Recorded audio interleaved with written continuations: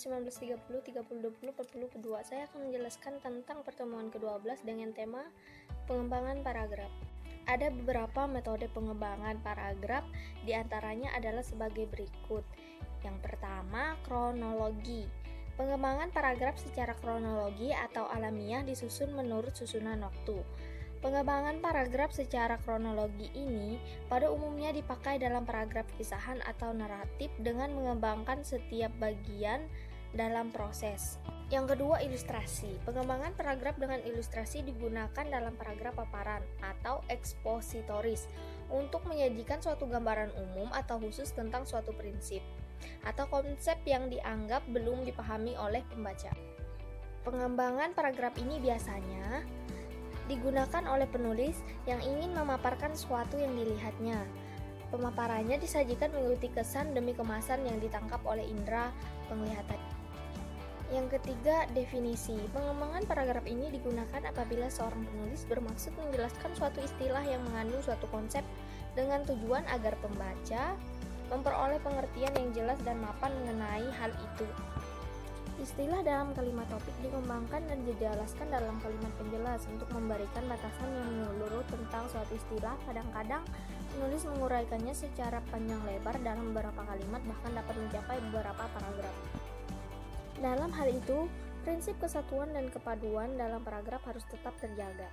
Definisi merupakan persyaratan yang tepat mengenai arti suatu kata atau konsep. Definisi yang baik akan menunjukkan batasan-batasan pengertian suatu kata secara tepat dan jelas. Dalam pola ini, pikiran utama yang mengawali paragraf dikembangkan dengan memberikan definisi dari istilah inti dalam pikiran utama. Yang keempat, analogi. Pengembangan paragraf secara analogi merupakan pengembangan paragraf dengan ilustrasi yang khusus.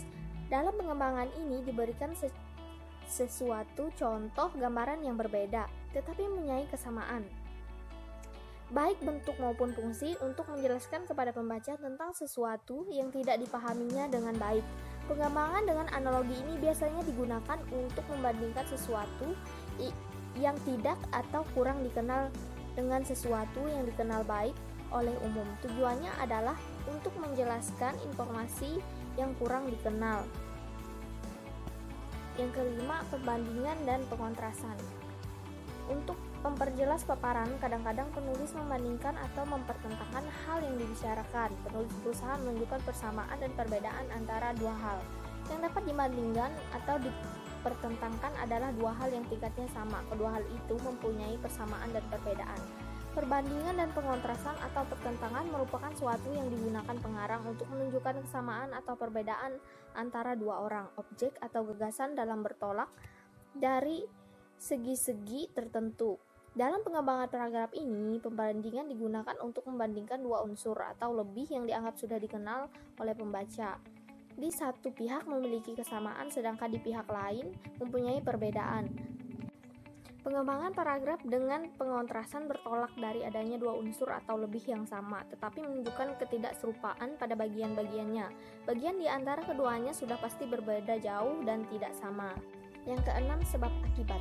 Dalam pengembangan sebab akibat, hubungan kalimat dalam suatu paragraf dapat berbentuk sebab akibat. Dalam pengembangan ini, suatu paragraf mungkin berupa satu sebab dengan banyak akibat atau banyak sebab dengan satu akibat. Sebab dapat berfungsi sebagai pikiran utama dan akibat sebagai pikiran penjelas, atau dapat juga sebaliknya. Jika akibat merupakan pikiran utama, untuk dapat memahaminya perlu dikemukakan sejumlah penyebab sebagai perinciannya. Sebab akibat sebagai pikiran utama dapat ditempatkan pada bagian permulaan atau bagian akhir paragraf.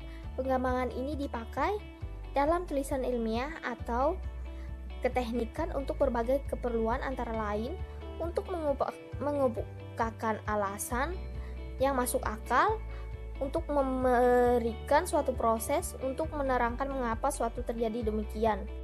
Yang ketujuh, pembatas satu per satu atau contoh. Sebuah generalisasi yang terlalu umum sifatnya harus diuraikan dengan penjelasan agar dapat memberikan penjelasan kepada pembaca. Kadang-kadang penulis memerlukan contoh-contoh yang konkret. Pengembangan paragraf dengan pembatasan satu per satu atau contoh kalimat digunakan untuk memberikan penjelasan kepada pembaca. Karena gagasan utama kalimat, topik masih dianggap terlalu umum sifatnya.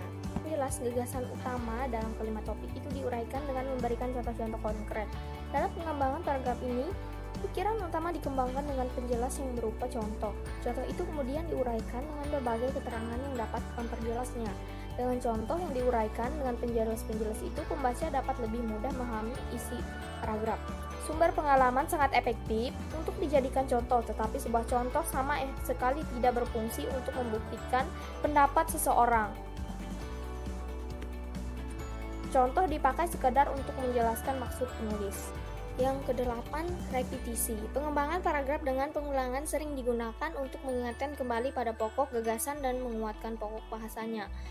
Pokok bahasan yang dikemukakan pada awal paragraf diulangi pada akhir paragraf sebagai simpulan. Jadi, jika kata atau gugus kata pada sebuah kalimat diulang pada kalimat berikutnya, pembaca diingatkan kepada informasi yang perlu dibacanya. Dalam pengembangan paragraf secara repetisi ini, sebuah pokok bahasan ditampilkan secara berulang pada kalimat berikutnya.